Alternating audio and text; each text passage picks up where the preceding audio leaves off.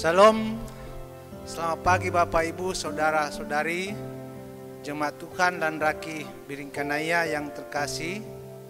Patut kita bersyukur atas kasih dan anugerahnya. Kita dipertemukan di hari yang ceria ini melalui renungan firman Tuhan edisi Kalembang Boba Gereja Toraja Jemaat dan Raki Biringkanaya, Sabtu 14 November 2020. Mengawali kegiatan kita hari ini, mari kita bersama terlebih dahulu memohon kekuatan dalam doa. Kita berdoa.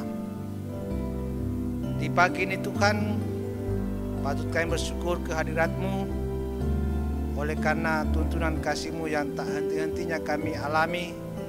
Terlebih pada malam hari Engkau lindungi dan sertai kami sehingga Engkau bangunkan kami pagi ini dengan tubuh penuh keberkatan daripada-Mu. Dan saat ini Tuhan mengawali kegiatan kami, terlebih di dalam renungan firman-Mu saat ini. Kami mohon Tuhan Engkau tuntun dan sertai kami di dalam kami membaca dan merenungkan firman-Mu di pagi hari ini. Semuanya kami mohonkan dalam Kristus Yesus, Tuhan dan Juru Selamat kehidupan kami. Amin.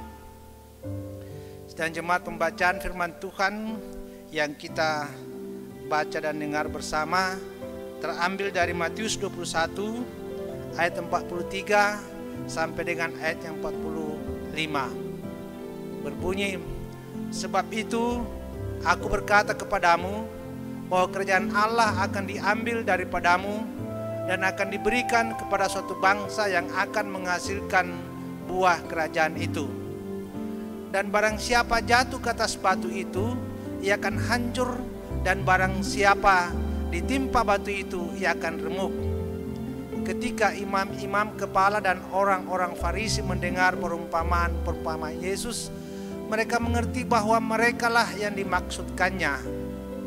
Sedang jemaat kasih Tuhan, renungan kita pagi hari ini, saudara-saudara, jemaat Tuhan dikasih Tuhan, yaitu kita ambil dari perikop, siapakah penggarap-penggarap kebun anggur? Saudara, sebagaimana kita ketahui bersama bahwa penggarap adalah oknum pekerja atas usaha ladang kebun yang menghasilkan buah dari garapannya, baik dari milik orang lain dan atau milik sendiri. Dengan kata lain, penggarap yang dimaksud renungan kita ini, kita bisa bandingkan Matius 21 ayat 33, adalah seorang tuan tanah membuka kebun anggur dan menanam pagar sekelilingnya.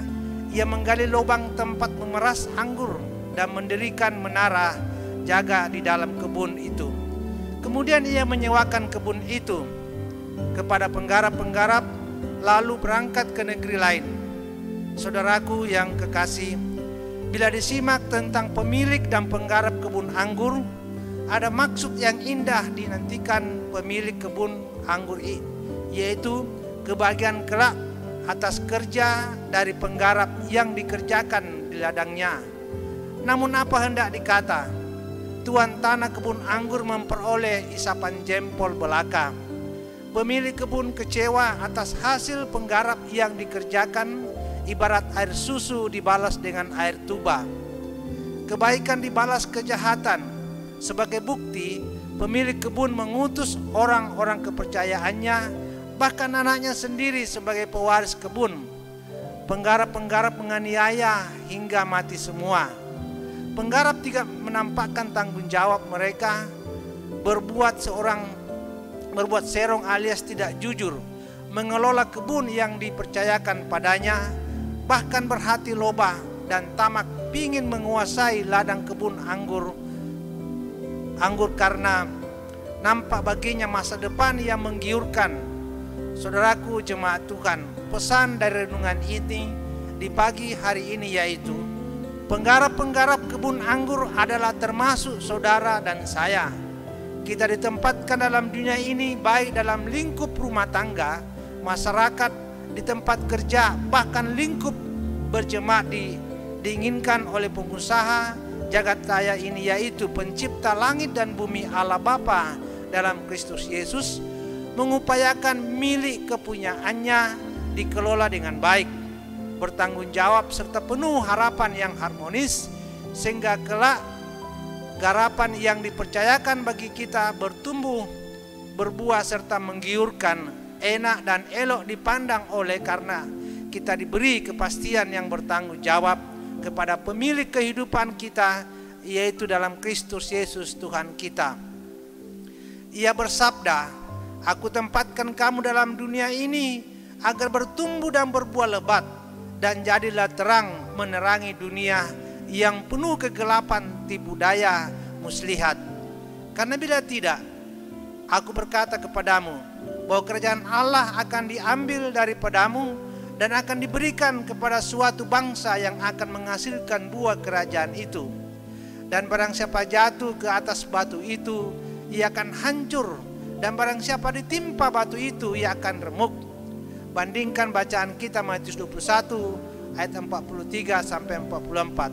Saudaraku terkasih, mari upayakan hidup ini dengan berikhtiar mengelola talenta yang Tuhan berikan dengan cuma-cuma melalui penggarapannya di kayu salib, demi kesempurnaan dan keselamatan saudara dan saya, agar apa yang kita kerjakan bertumpu hanya pada kemuliaan Tuhan kita Yesus.